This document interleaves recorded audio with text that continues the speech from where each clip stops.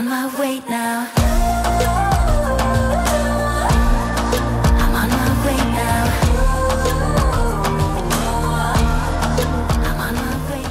Welcome back to another video here in Turkey, everyone. Today we are in Alacati, which just might be the cutest little town we've ever been to. Yeah, we've been here a couple of days now, and I will honestly say we're having some mixed feelings about this town. There's some really good things and some not so good things, so we'll be exploring and talking about those things throughout the video. So first off, I don't know if we've been to too many places that are much more beautiful than this place. It's super charming, it's gorgeous, there are cobblestone streets, all the buildings are made of stone. Most of it is also pedestrian only. There are some scooters going around, but no cars in the main part of the town, which is really, really nice as well. Yeah, you guys might notice, like right now, it's really chill. And when we first arrived here, it was kind of like this. It wasn't too many people, but at night it gets a little different. Yeah, it's a little different at night, but we'll see what it's like today. It's actually the weekend now. We got here on I think a Thursday, and now it's Saturday, so we'll see. So you might be wondering where we are right now. Like, where is this located? So it's still in Izmir. It's on the Çeşme Peninsula. So we're a little bit west from the main city, Izmir, about an hour and a half drive, but this place is so unique and I'm glad we came here. So you guys can probably tell this area is filled with shops. There's vendors all over the street as well. You gonna buy anything? You never know. We talked about this maybe, was it, no, 2 videos ago. We were exploring Izmir. We went to the bazaar there. And really the only thing that we generally buy when we're traveling is jewelry. So there's an abundance of that here. So we'll see. Yeah, you're not about to fit these dresses in our carry-on travel bags, are you? No, I actually packed my bag pretty much to the extreme. So I don't even think I can fit anything else in there. I think a lot of you guys watching might be a little bit shocked because I don't think when you think of Turkey, this is not the Turkey you envision. Like, a lot of people are surprised we came over here. She got dental work done, and now we're in a little town that looks extra charming. Also feels, and we'll talk about this maybe a little bit more, it feels a little Greek. Yeah, I wouldn't be surprised if we're already getting some comments saying it looks like you're in a Greek village, because it actually does. It reminds me of places, a few places we've been before, Lindos, a little bit like Lindos, Rhodes. Paros, a little bit. It's beautiful. It's probably why we've fallen in love with this town so far. So right off the street, there's actually a little market, like an official market. Of course, everywhere kind of feels like a market in this town, but this is like a straight up, I don't even know what they call it, if it's just Alacati market, but it's right in the middle. It's cool because all these vendors, clearly they open up. Maybe they're closed at night, but there's even more bracelets and things like that in here. Yeah, if you're looking for jewelry, there's definitely tons of it. Yeah, look, I'll even show you guys. Like, look at all this. There's so much jewelry. Everywhere you look, there's jewelry. I feel like all the Turks come here to buy jewelry. I mean, how do you actually pick something? There's so much stuff. I don't know how you ever make a decision. I've been actually on the hunt for a bracelet because this morning, my bracelet from Greece that I had for like 5 years just like blew up off my wrist and went flying, and I lost all the beads. But I found this little guy. I don't know if you can focus in on that there, but it's almost the same, just the beads are smaller, and I think it's only 125 lira, which is in Canadian like $5 or $6, I think. I'm going off memory here, so I'm gonna get it. That was actually a really good price considering the town we are in. We found out from a local yesterday that Alacati is the most expensive place in all of Turkey, like the entire country. I totally, if I would have guessed, I would have said Bodrum is by far the most expensive. We were talking to a local last night. He said, no, it's actually here. Yeah, and it's a plethora of reasons. I guess we're close to Izmir, the big city, so a lot of people come here. The vibe is super young, all young. It's filled with young people, basically. Yeah, I'm surprised how young it is. Apparently, places to stay are minimal, but the demand to come here is high, so the prices are high because of that. And also just food and drink. Maybe we can show that a little later. Yeah, we'll talk a little bit more about this because we've actually been shocked at the prices of Turkey in general since we arrived, and we've recently learned that inflation here has really hit really badly. It's a lot different than the last time we were here in 2019, but even when we read up on the inflation, it's changed in the last like 6 months. It's not so affordable anymore. Well, one thing about being here on a Saturday is you get the market. So I did not know this was a thing. You know, lots of veggies there, huh? I actually did read that there's a Saturday market. I just didn't know where it was. This town is not that big, so if you just walk around a little bit, you're going to run into all the things that you expect to see, and on Saturdays you're going to find this market. It seems to be close to like the driving streets or maybe the parking area. Yeah, it's kind of on like the outskirts of the pedestrian only area. I always love running into a local farmer's market when we're traveling, but it always seems to happen when we're staying at a hotel and not at an Airbnb or have an apartment. Of course, we're we're staying in. We'll show our room maybe a little bit later. It's quite small and there's definitely no kitchen, so we won't be buying anything to cook, but it's always a little bit of a tease, I find. All the produce looks so good. I would love to make something out of it, but not this time. I know one thing, being around all this food here is starting to make us hungry, so we're gonna see if we can find something Turkish, some Turkish food, because we haven't even had breakfast yet, but I think there's a place right up here. Well, we just stopped into the most adorable breakfast place. Look at the inside of this. There's also cats everywhere, and we got some Turkish tea. So I'm sure by now we're a few videos in these the Turkish series here. You guys are wondering, like, when are we going to try Turkish tea? We have had it in the past, but here's a little interesting fact about tea here in Turkey, or tea in general in the world. Right here in Turkey, the most amount of tea in the entire planet is consumed. It's absolutely wild, and it makes sense because everywhere we look when we're walking around Turkey, we see people drinking tea. This is really hot. Ooh. It's a good tea. Like, I don't know much about tea. I'm more of a coffee guy. It's fine. It tastes good. I don't want to insult any of the Turks watching. I don't know what's extra special about it, but I know there's something. Maybe if we were here more often, or we like stayed in Turkey for months, this would grow on me, but sorry, I'm kind of a coffee guy. So honestly, one of my favorite meals here in Turkey is a Turkish breakfast. You can actually get like a full Turkish breakfast that has a bazillion things. It usually takes up the entire table, but it is big and it's time consuming. So we opted not to do that today and just get a couple of things. Oh, call to prayer time. You can probably hear that in the background. But we got one of my favorite egg dishes, which is called menemam. It's made with eggs. There is some tomato and some peppers in there, and then we got some borek, which is basically like a pie, I guess, sort of a pastry or a pie, and it's got cheese in the middle as well. I'm going to start here with the eggs, and I am so hungry. It took a little while, and we walked around quite a bit this morning, and we honestly haven't eaten anything yet today, so I'm just like mouth-watering over here.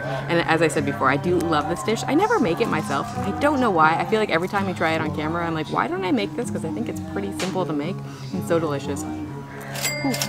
Ah. I probably should have let that sit a little while. It's really, really hot, but it's so good. You have the eggs in there. I can't figure out if they're quite like scrambled or fried and then kind of meshed up together. It's hard to tell, but whatever it is, it's so good. And then you just get like chunks of tomato. There's, I think, some seasoning in there, and then some green pepper. So it feels really fresh and healthy. All right, I'm gonna try this cheese borek here. Look at this. I got a decent size bite here. This looks absolutely delicious. I did take a bite of the menemam, and that was really good. So hopefully this is up to par. Well, the first thing I noticed there is that delicious cheese. It's nice and warm as well, but what's throwing me off a little bit, I mean, obviously the cheese is soft, but I thought on the top here, this is actually like a pastry. It's soft as well. I think in my head I thought it was going to be like phyllo, which is usually a little bit crunchy. So the two textures together being soft, definitely not my favorite. I've had better dishes here in Turkey, that's for sure. It's good. It's just, you know, it's not my favorite dish that I've had, but I'm very curious to see what Anna thinks. Maybe I'll get her to try it as well. Yeah, even to pick it up, it doesn't look remotely like I expected it to. And I'm trying to remember if we've actually had borek here in Turkey before, when we were here before. We definitely haven't on this trip, but in the past. And it's just way more, I guess, pastry than I would have expected. I would have thought, kind of like Trevor said, it might be a thin layer and then a lot of cheese, but it seems to be more pastry than cheese. We did try to get sojuk today, but they didn't have any for some reason, so we went for this instead. But I definitely prefer sojuk. Interesting. Again, not like Trevor, not at all what I expected. I think I might like it a little bit better than he does, but yeah, it's good. It's just got a like a, I hate the word mushy, but like a softer consistency.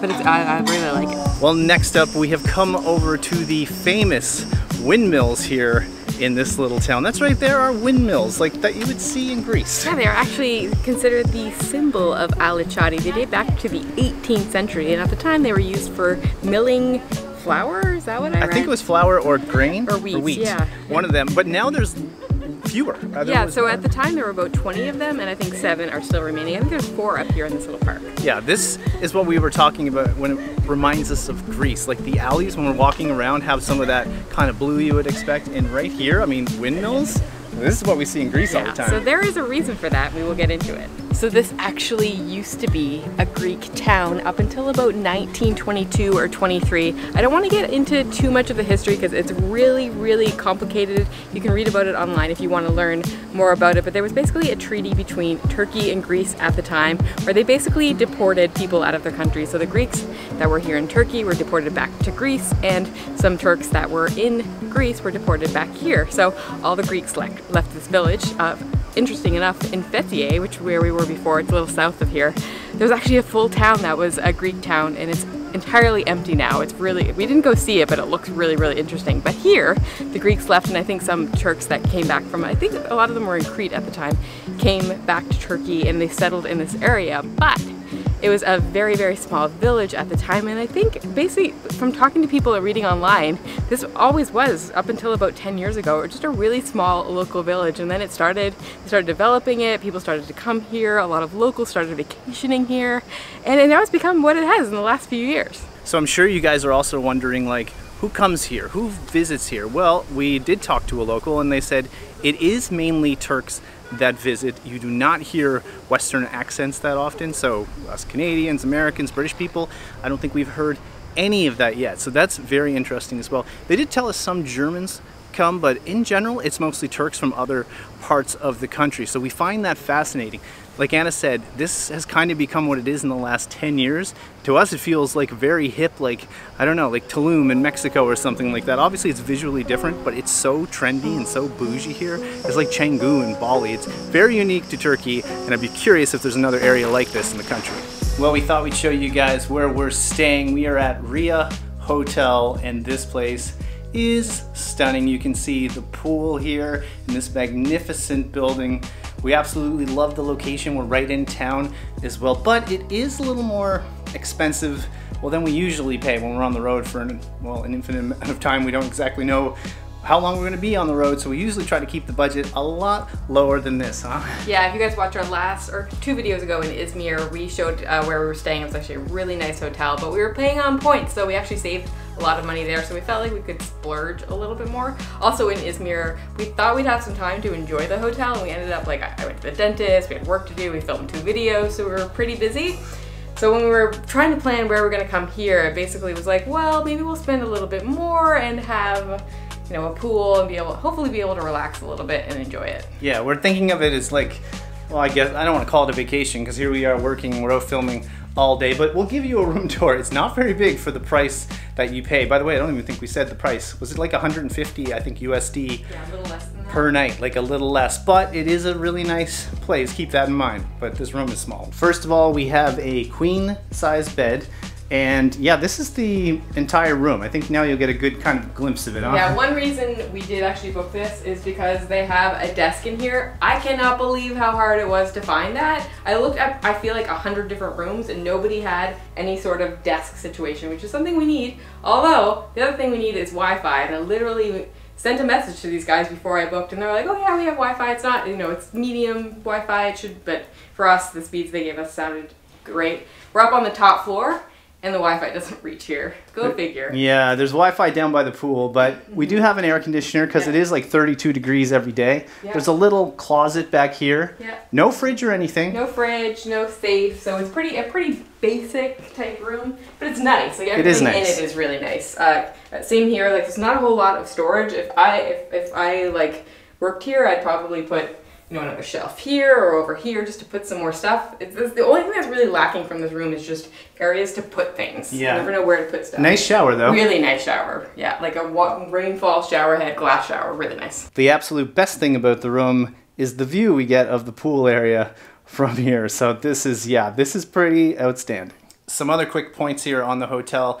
I think I mentioned that the location is great. However, with that comes some cons, huh? Yeah, so there is a nightlife scene here, which we didn't realize before we came. If we did maybe slightly more research, we would have figured that out. But as we mentioned before, it's a really, really young crowd.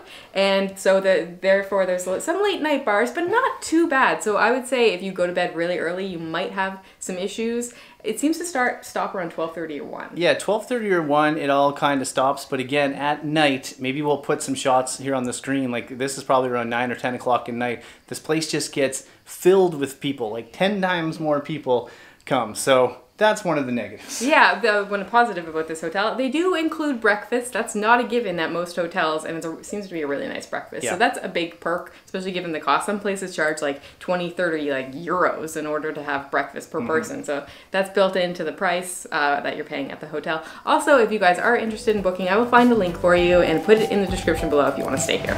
Well, it's another day and we have come down to one of the many beaches that are here in this area. This one I think is called Ilıca Beach. It's a massive beach. It also happens to be a super windy day. I don't know if you can notice, my hair is probably flying in multiple directions. Maybe we picked the worst day to come to the beach, but we might have, that's for sure. Definitely not flying the drone, which is too bad. No, I know, we brought the drone with us, but not happening. It's way too windy for that.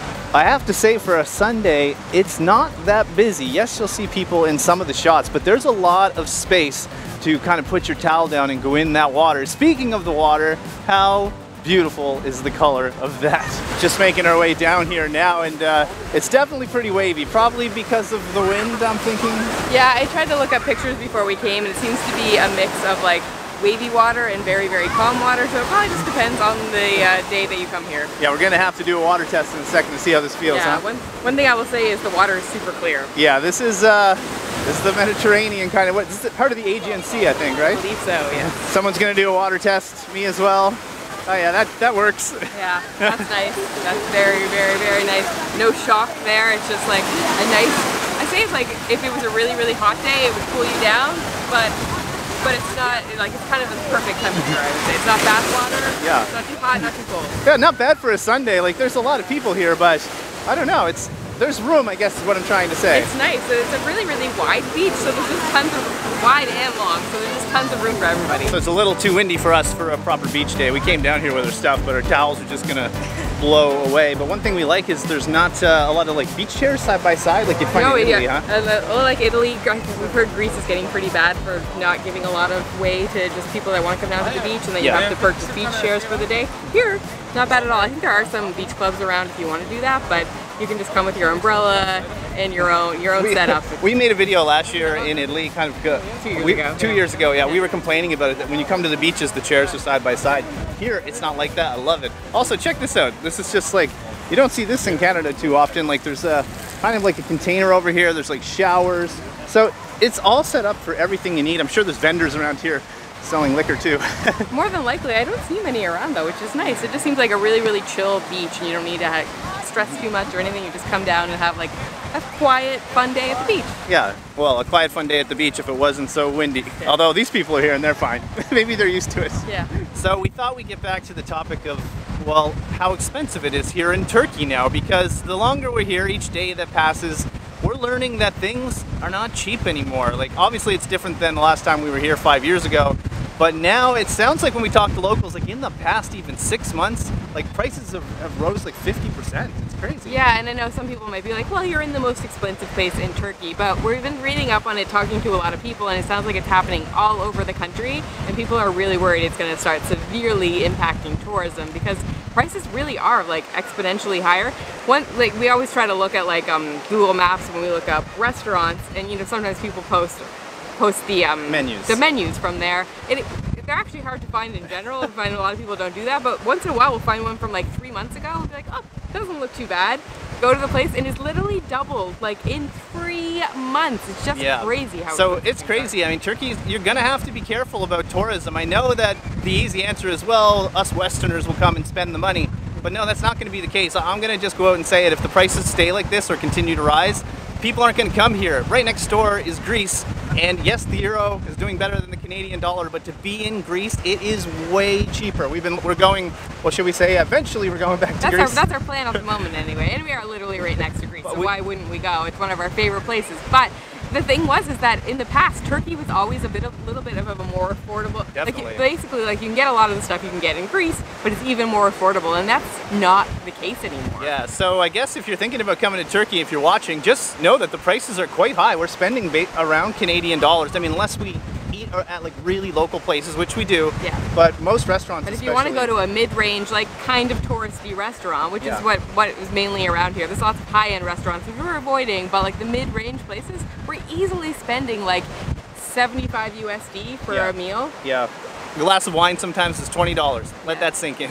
And I actually found this really interesting article as well. It was on Istanbul. I forget the actual news outlet, but there was a boycott there on restaurants. Back in April, they did like a weekend boycott of restaurants because locals were complaining that restaurants were actually purposely inflating the prices to make more money, like taking advantage of inflation to make it even worse. So they boycotted them for a whole weekend. Yeah, I mean, the reason we're talking about this, we're not trying to crap on Turkey. We love it. We still love it here. We absolutely adore this country. But if people are watching and thinking about coming here, we just want you guys to know that it's definitely not as affordable as it used to be. So we just made our way up the beach to an entirely different area here. The scenery is just gorgeous. I still can't get over the color of the water. We found this kind of little, I'm gonna call it a Turkish tiki bar with some killer views, and we finally got ourselves a beer. This is a Tuborg.